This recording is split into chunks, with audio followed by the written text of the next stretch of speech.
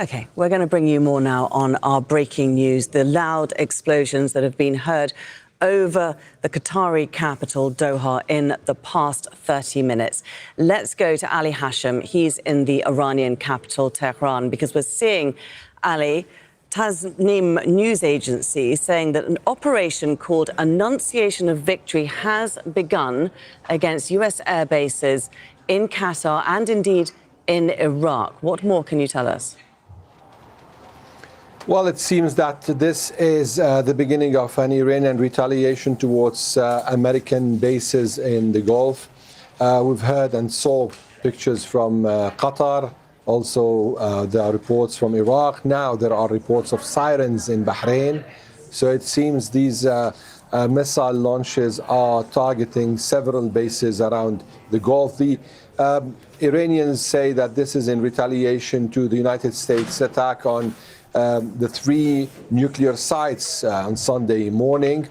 And for now, we are not sure what's the scope and what's the timing. I mean, how much will this continue, or it's going to be a one hit and that's it? And of course, whether this is also going to be a pretext for the United States to retaliate or to enter the war, this is something no one knows. It's just part of the analysis. Now, many analysts think that this could be a kind of a choreographed attack that is being, I mean, the Americans are informed in advance, just like in 2020 when Iran retaliated to the killing of General Soleimani, and the Iranian knowing in advance of the attack on Fordo. But these are just speculations. Whatever is going to happen is going to happen just after these attacks.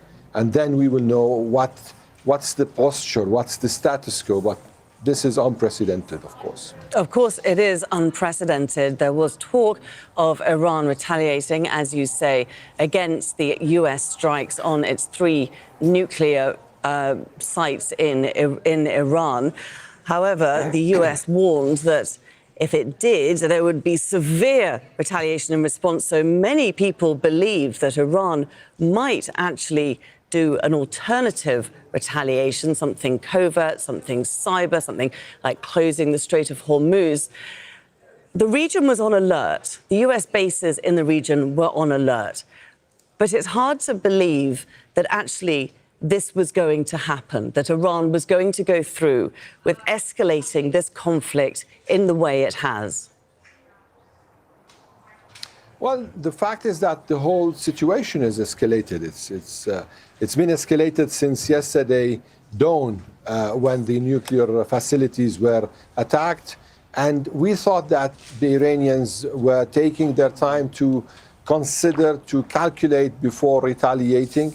They've retaliated against Israel by hitting, by launching several barrages towards different Israeli cities yesterday and today. And now it's clear that the Iranians want to make a clear statement that they will not allow any breach to their sovereignty. But what is the cost of this, and what is going to be the ceiling for such an escalation? This is something that no one knows. We are still also waiting a political retaliation from the Iranians, the NPT exit that the parliament was discussing. And actually, this is going to be another major escalation in retaliation to the attacks. So the whole region is now on the verge of an explosion, probably, just in case the United States is going to deal with these attacks without practicing restraint as expected. Because in the last time when something similar happened in 2020, the Americans, the United States assassinated General Soleimani. Then the Iranians retaliated by hitting the American base in Iraq, Ain al-Assad, and then things went to calm. Now, are things going to calm this time?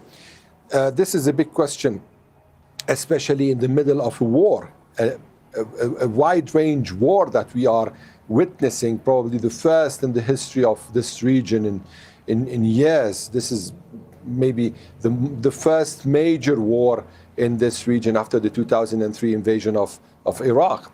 And today, earlier today, we heard from President Trump hinting towards regime change, hinting without saying it clearly.